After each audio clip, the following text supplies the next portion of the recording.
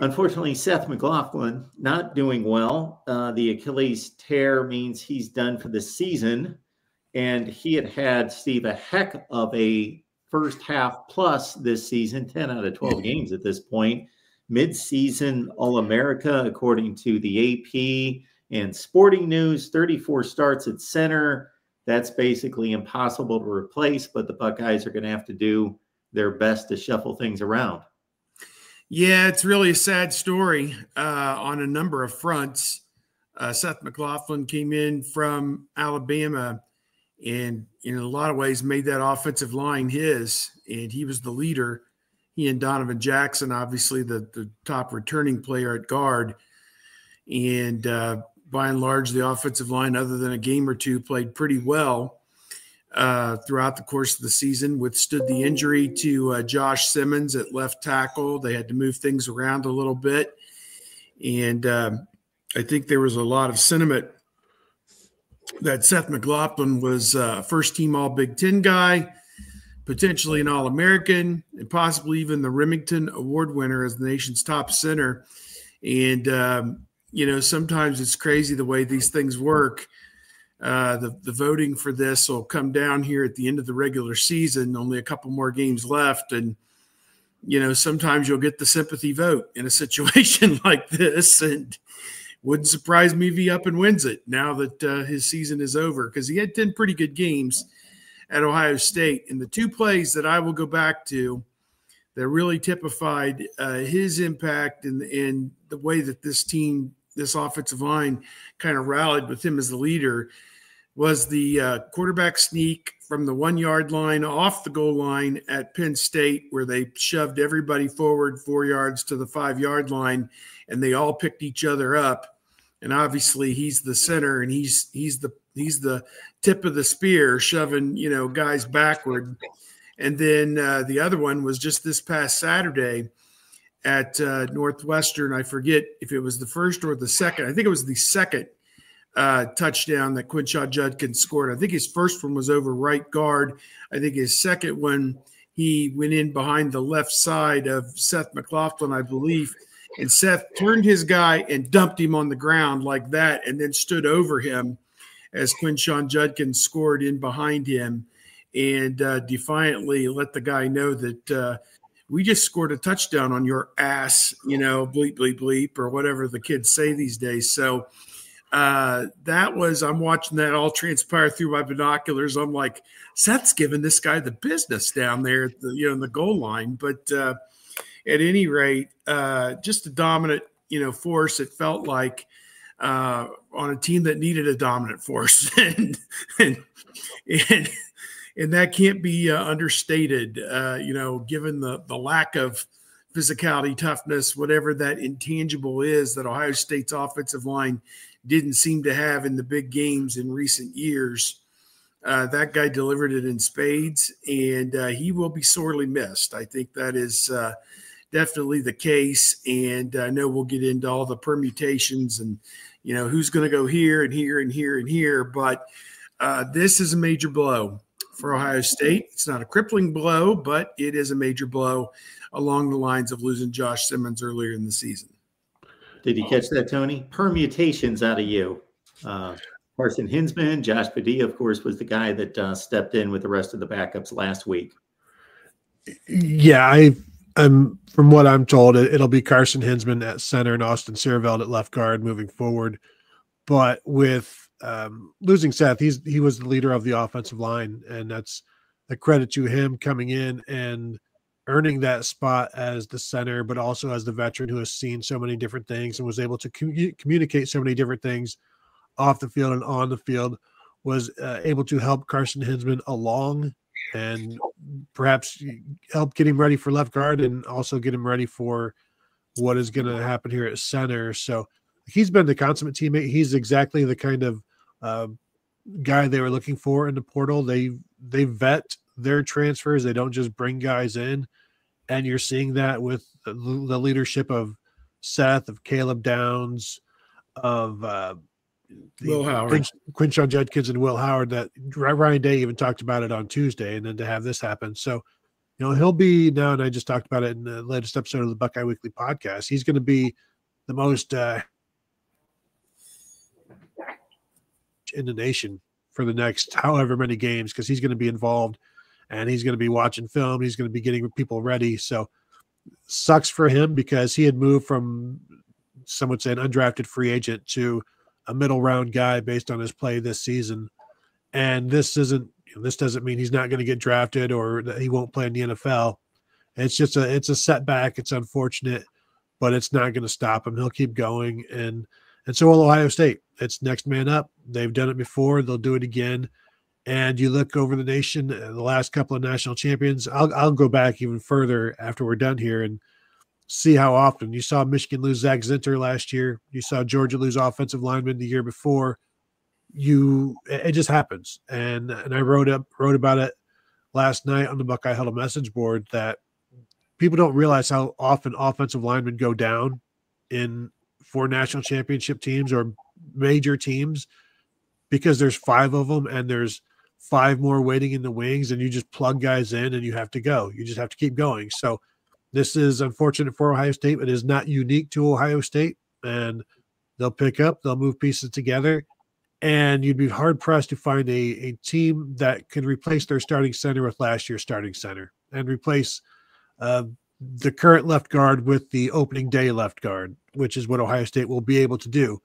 Now you got to go out there and put it together against the best defensive lines you're going to face all year long, the rest of the way out.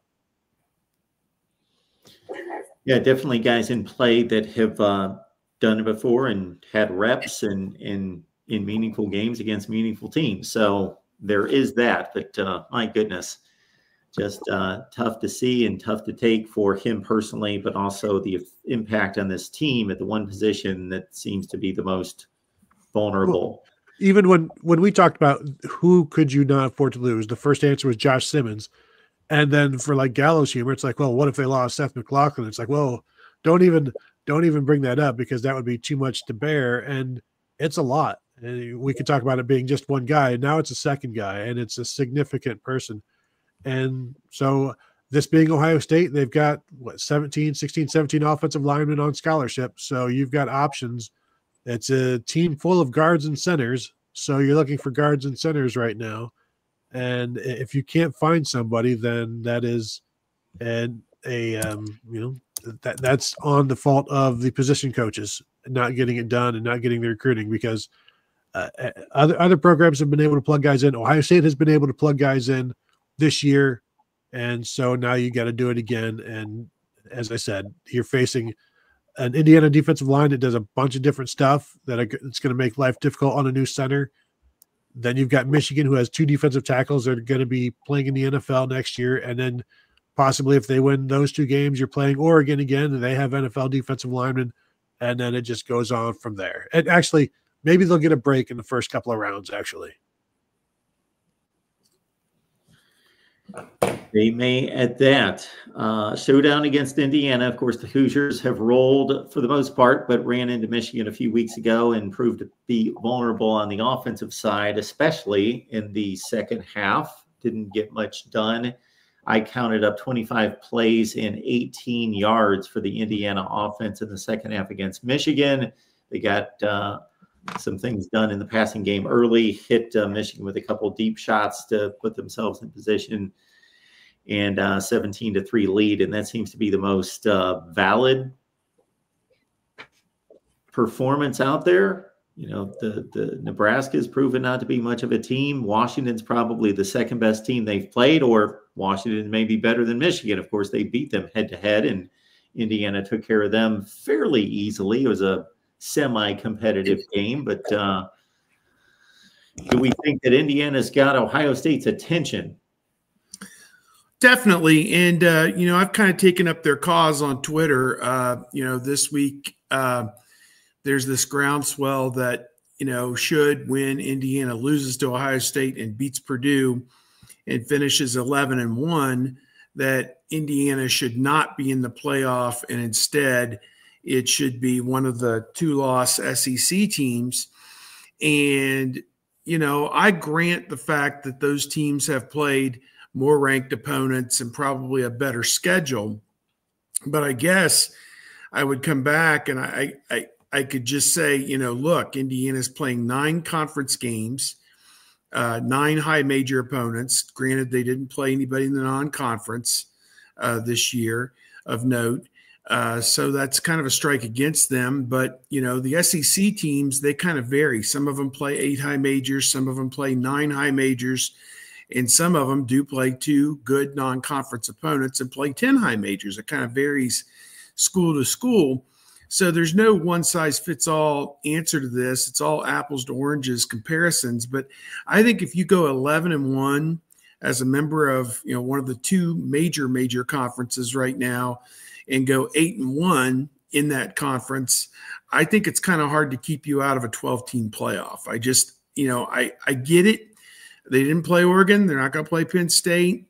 I get it. Not going to play Illinois, who's also now ranked, it seems, as well. But, to me, I feel like you have to look. You have to put the tape on and watch them play. I mean, it's not like they're beating, let's say, Purdue next week by 7 points or Northwestern by, a few points or whatever. They are on average beating everybody they've played by 30 points. They are dominant. I mean, they beat Nebraska 56-7. They have beaten these other teams in the Big Ten by wider margins than Oregon, Penn State, and Ohio State have in some instances. And we are all regarding those 3 as legitimate. Now, I know margin of victory is not the end-all be-all, as my dog goes nuts. Stop it. We'll see if they listen. Margin of victory is not the end-all be-all, certainly. And it is, it doesn't mean everything. But in this case, it's one of the few barometers that we have. And the eyeball test suggests to us that this is a legitimate top 10 team. And regardless of the fact they don't have a pelt on the wall that said that they beat Penn State or beat a top 10 team or even beat a high major in the non-conference. Michigan, won the national championship last year without beating a high major in the non-conference. Ohio State likely to make the playoff this year without beating a high major in the non-conference. So, let's don't get bogged down in that. It's the overall body of work that I think you have to look at. And, let's just don't discount them. If they come into Ohio State and lose the game 31-21, then, which is about what the experts think it ought to be, then, how can you, put a black mark on them? If they come in and lose 40-3, then I think they've got a problem. That may be disqualifying at that point. But, I don't want to talk out of both sides of my mouth, but I do believe that this is a legitimate team, and I do believe Ohio State's in for a challenge now, especially without Seth McLaughlin. Georgia is the only SEC team in those 1- and 2-loss SEC teams that is playing more Power 5, Power 4 opponents than Indiana. Everybody else is playing 9 or 8. I think everybody's playing 9. I'm not sure if there are a couple of 8s in there, maybe an Ole Miss, but they're all playing the same number of Power 4 teams, except for Georgia, who went above and beyond, mainly because they have a rivalry with Georgia Tech.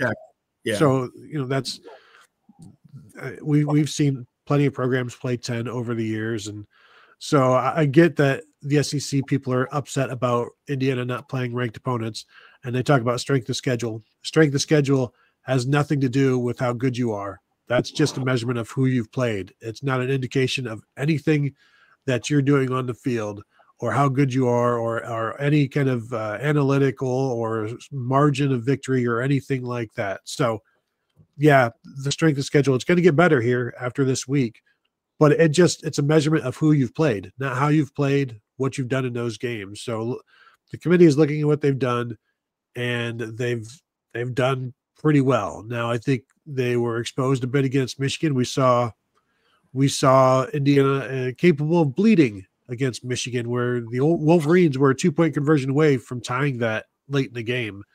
And so to think that they're going to just blow everybody out by 2 scores or whatever, that's no longer the case.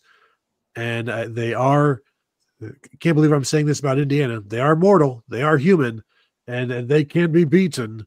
Now it's just up to Ohio State to do it. But yeah, I mean, they're playing 9 Power 4 opponents like most of the SEC. Now, the SEC's problem is too many of their good teams are losing. And so I don't know how that's Indiana's fault. Yeah, so Indiana, of course, they win. All is good for them. If they lose, then there's going to be all sorts of evaluations, unless it's 45-3, all sorts of evaluations as to how they played and comparing 11-1 versus a pack of 10-2. And I know that the committee wedged Miami in the middle of that pack, but they still seem to kind of move together. Like they're almost inseparable based on their schedules, their records, them beating each other in various fashions. A beat B and B beat C, but C beat A. So they're going to kind of move around together. And if Indiana, if that final score moves into a 3-score range, and it could be a really good game for 3+ quarters, could be a 3-point game, and Ohio State tacks on 2 touchdowns and wins by 17. And suddenly that's a debatable, okay, was that a competitive game? Or did Ohio State just decide we're going to put our foot on the gas and Indiana's not that good? And so once they hit that SEC threshold, you just get this feeling they're going to drop below all of them, and then they're going to have moved in there, and then they're in trouble.